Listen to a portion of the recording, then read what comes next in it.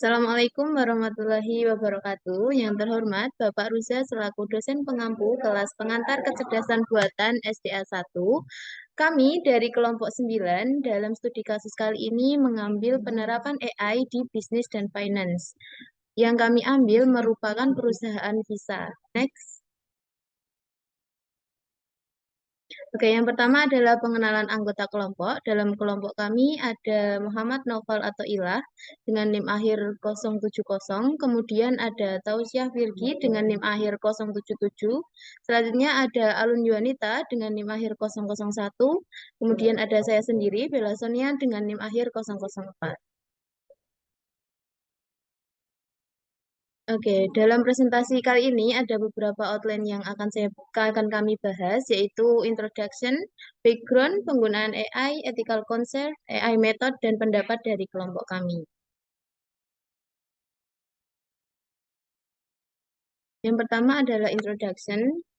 Visa merupakan perusahaan global yang memproses ratusan juta transaksi setiap hari lebih dari 200 negara dan wilayah. Platform Visa ini mendukung hingga 76.000 transaksi per detiknya dan telah memproses total volume pembayaran sebesar 14,5 triliun dolar dalam 12 bulan terakhir. Visa menggunakan lebih dari 300 juta baris kode custom yang memiliki jaringan pribadi lebih dari 24 juta mil. Salah satu contoh AI di Visa merupakan VAA atau Visa Advanced Authorization, di mana penggunaan AI di sini bertujuan untuk mendeteksi transfer itu merupakan transfer nyata atau transfer dari pengguna ataupun transfer penipuan. Next. Nah, satu hal yang saya sebutkan tadi yaitu penipuan juga melatar belakangi adanya penggunaan AI dalam visa. Latar belakang lainnya yang pertama itu menurut Komisi Perdagangan Federal atau FTC, konsumen melaporkan kerugian lebih dari 5,8 miliar akibat penipuan pada tahun 2021, di mana hal ini meningkat lebih dari 70% dibandingkan tahun sebelumnya yaitu 2020. Kemudian yang kedua, bisa menangani 232,5 miliar transaksi pembayaran dari Oktober 2020 hingga September 2021.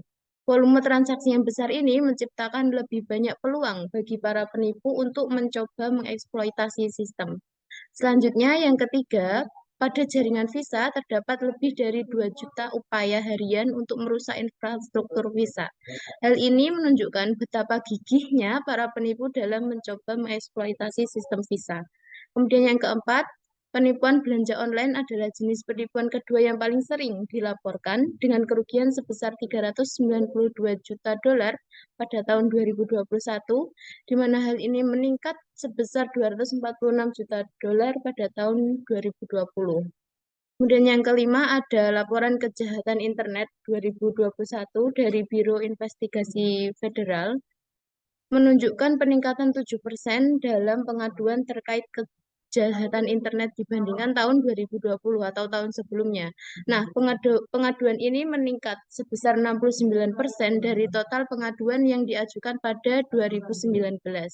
Kemudian yang terakhir, ada penipuan kartu yang tidak ada atau card not present mencakup 90% dari tahun 2000 pada tahun 2021, di mana ini meningkat 84% dari tahun 2019. Ini terutama terjadi pada transaksi online yang semakin marak selama pandemi berlangsung.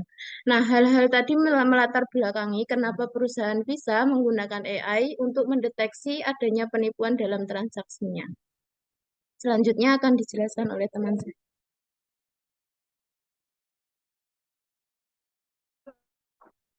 Selanjutnya ada penggunaan AI pada Visa. Penggunaan AI pada Visa merupakan salah satu bukti adanya transformasi dalam sektor pembayaran. AI dimanfaatkan untuk meningkatkan efisiensi, keamanan, dan pengalaman penggunaan dalam pembayaran digital. Ada beberapa AI yang dibuat dan dikembangkan oleh Visa. Yang pertama ada fraud detection, yaitu AI yang mampu mengidentifikasi dan mencegah praktik penipuan dengan cara menganalisa pola-pola yang mencurigakan. Yang kedua ada smarter stand-in processing, yaitu AI yang mampu menyetujui dan menolak transaksi meskipun dalam server yang sedang di maintenance atau down. Yang ketiga ada Visa ID Intelligent, yaitu AI yang mampu mengenali pengguna sah dengan cara mengenali wajah ataupun sidik jari. Yang terakhir ada chatbot atau layanan asisten virtual, yaitu AI yang mampu menjawab pertanyaan konsumen. Next.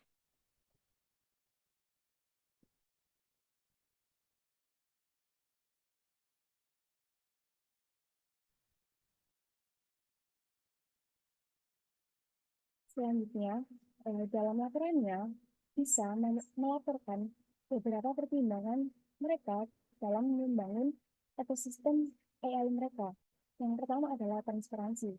Bisa menyadari bahwa penggunaan AI generatif harus dibarengi dengan pemahaman yang jelas oleh pihak-pihak yang terkait, termasuk pengguna. Kemudian adalah fairness atau keadilan. Bisa mempertimbangkan penggunaan AI yang berkeadilan dan meminimalisir bias yang mungkin dihasilkan oleh AI mereka. Yang ketiga adalah keamanan. Mereka menyadari bahwa penggunaan data pengguna untuk AI berisiko terkena serangan cyber, sehingga bisa menyadari pentingnya keamanan data untuk melindungi hak-hak penggunanya. Yang keempat adalah reliabilitas. Dengan keterbatasan AI yang sangat berisiko menghasilkan yang sangat berisiko menghasilkan hasil yang bias, saya menyadari pentingnya menghasilkan model yang handal. Namun,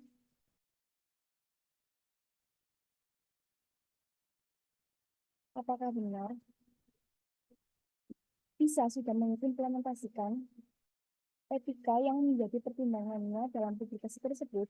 Kami menemukan fakta-fakta bahwa bisa memang sudah berusaha untuk menerapkan etika yang mereka pertimbangkan sebelumnya. Yang pertama ada AI Advisory Practice, di mana 1.000 konsultan, ilmuwan data, dan pakar produk di 76 kantor di 6 benua untuk membangun klien memahami lanskap AI, termasuk potensi peran dari AI generatif.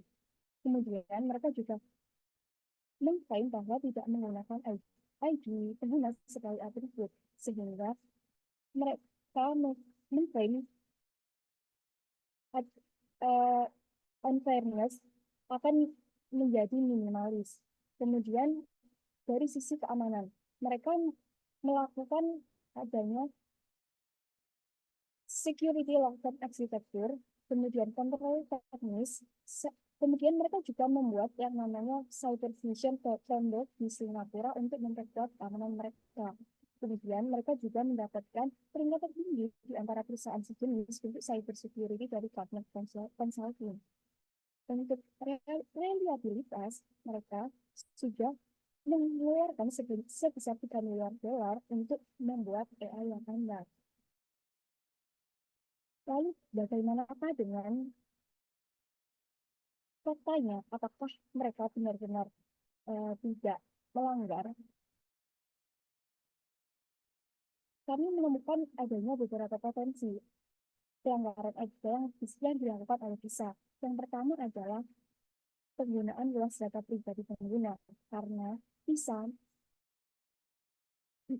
mengumpulkan banyak sekali data pengguna, mulai dari voice pengguna, kemudian sidik jari, dan lain sebagainya, yang jika bisa tidak memiliki keamanan yang cukup, ini akan berpotensi membuat keamanan pribadi pengguna tersebarluaskan. Kemudian adanya transfer data lintas batas.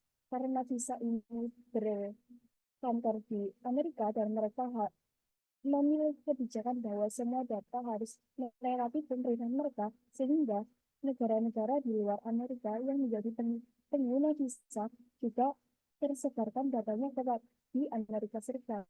Padahal ini mungkin tidak sesuai dengan kebijakan negara-negara lain. Kemudian, adanya pengumpulan informasi pengguna dari berbagai pihak.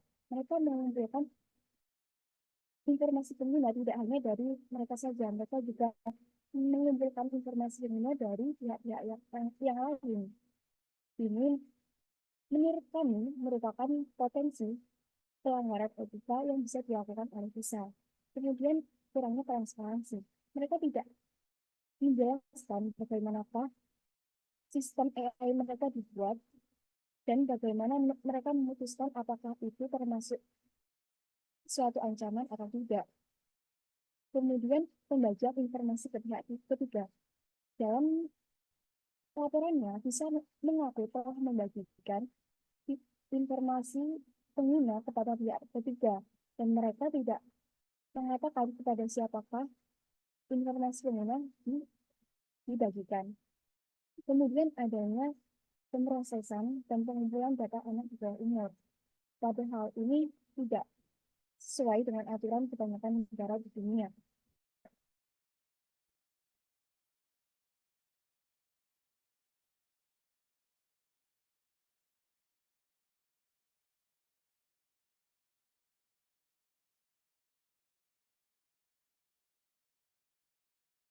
Selanjutnya adalah metode AI yang diterapkan pada visa. Jadi yang pertama ada penerapan supervised learning. Jadi di sini visa AI melihat riwayat transaksi pengguna untuk memahami transaksi mana yang termasuk penipuan dan transaksi mana yang bukan penipuan. Yang kedua, dia menerapkan unsupervised learning. Jadi di sini visa AI dapat mendeteksi penipuan dari pola dan aktivitas pembelian pengguna. Dan yang terakhir, di sini visa menerapkan reinforcement learning, yaitu dilihat dari banyaknya kesalahan dalam percobaan dari visa AI menjadikan visa AI mudah memahami pola-pola penipuan yang beragam karena adanya kesalahan-kesalahan yang telah dipelajari sebelumnya. Next.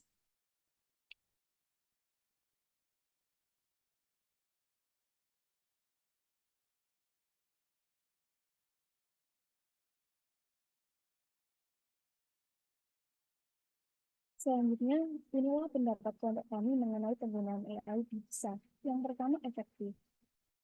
Kami mendapatkan bukti bahwa model yang telah dibuat oleh visa memang memberikan dampak positif yang sangat signifikan dalam mengurangi dan memaksimalkan potensi AI. Kemudian, dari sisi etika, kami kurang setuju dengan pengumpulan data audio yang menurut kami kurang urgent untuk ditentukan oleh visa, karena visa telah mengumpulkan data biometrik yang lain yang sudah cukup untuk mengenali pengguna. Kemudian ada ketiga adalah kejanggalan.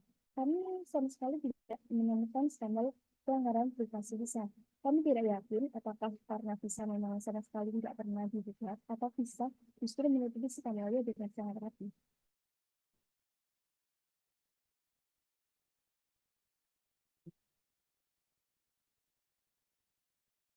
Sekian presentasi dari kelompok kami mengenai penggunaan AI di visa Interpera.